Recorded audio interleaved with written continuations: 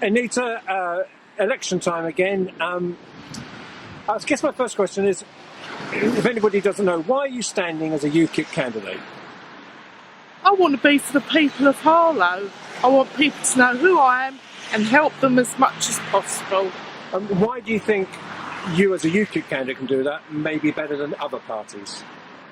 To be honest, I'm not sure, but I'll give it a go. And are you still getting, on the doorstep as you're walking down the streets, and I saw you the other day, are you still getting good feedback from people? Pretty good, yeah. And do you enjoy it? Yeah. So even if you don't get success, is you going to give up, or are you going to continue to keep going? I'll continue till I succeed. Patsy, you've stood several times, haven't you? Yep, that's right. Do you still, when Anita, your daughter, or Dan talk about the people of Harlow, what do you mean by that? Well, he feels like I do, and Anita does, passionate about them, not about these silly ornaments, lack of services. We want things for the people of Harlow that they're not receiving at the moment by this government, because they are overlooked. And I think as a UKIP candidate, we can go in and make a difference, and that's what my idea is, to go and make a difference, go and stand up for them, shout for them if I have to. Do you think people of Harlow have got a bit forgotten? Yes. Yeah.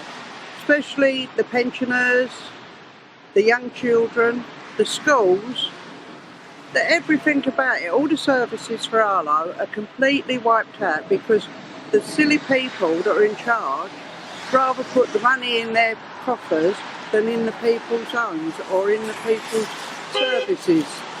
Like the roads, for instance, the paving, the policing in this area is disgusting. There is none. And I think that is all down to the government to sort out. And I think UKIP will make that difference. And if you don't win, I'll carry on until I do. You're going to carry on until you've got the line. Brilliant. Okay. Dan, 4 years as councillor. In case anybody hasn't seen any interviews, what have you done? What have I done? I've been making sure the people's opinions are being heard in the cabinet, in council. Right, and that's one thing I'm proud of. I'm proud to be the voice of the people of Harlow, and I'm proud that I'm still a councillor, and I'm not being getting too big above me boots or too above me boots, but I've got a funny feeling I will be a councillor come after the 3rd of May. Because the people of Harlow, one thing I'm proud of, and one thing they're grateful of, is me being the voice. And one thing I will not do, I will not go into that chamber without being the voice of the people of Harlow and letting the two main parties, the administrating Labour Party and the opposition Tory Party, know exactly what the people of Harlow want, what they deserve and what they pay for. What annoys you the most about if we keep it to Harlow Council for the beginning, what annoys you the most about Harlow Council? What annoys me the most, they're quick to take all the credit for the hard-working councillors such as myself and some of the Tory councillors that are in the, when it comes to district council. They take all the credit for the work they don't do, compared, then there's such as myself as a councillor here in Bush Fair, up against two Labour councillors that are the councillors of Bush Fair. They don't do nothing. As soon as it comes to election time, all of a sudden the roads are being swept, the edges are being trimmed. Everything's being maintained all of a sudden. My back bushes, I waited 13 years for my back bushes to be cut away from my back fence. Guess what happened this year? They come and done it. Is there also stuff, to be fair to you, that doesn't get, I know we're here on film, that you do behind the scenes, that doesn't actually get publicised, that maybe we can't directly speak about? Yes, there is.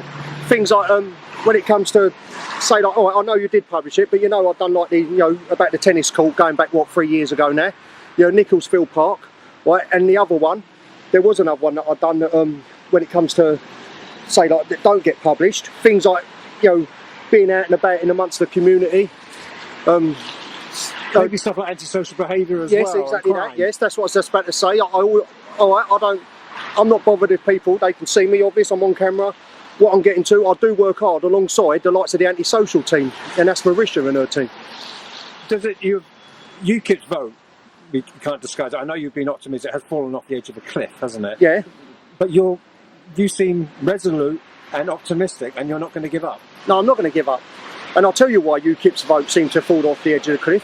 One is because the likes of especially, the opposition parties, but especially the left-wing parties, are going round giving out false information about UKIP. such as the referendum's done with, UKIP are done with. No, we're not done with.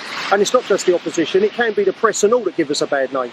Because I interviewed a UKIP candidate over in Thurrock the other week, who's standing in Averley, and he said, you know, we haven't actually left. When it comes to Brexit, we haven't left, so why would we give up? Exactly. That's what I'm saying. We need to, UKIP are still strong and have got to be strong to make sure we do leave. 68.1% of the residents of Harlow, including residents that live in Harlow whose ancestors come from our Commonwealth countries such as the West Indies, voted to leave the EU. So we've got to stay strong and be strong and make sure that we are out of Europe by March next year. Dan Long and the rest of the Long family, thank you very much for your time.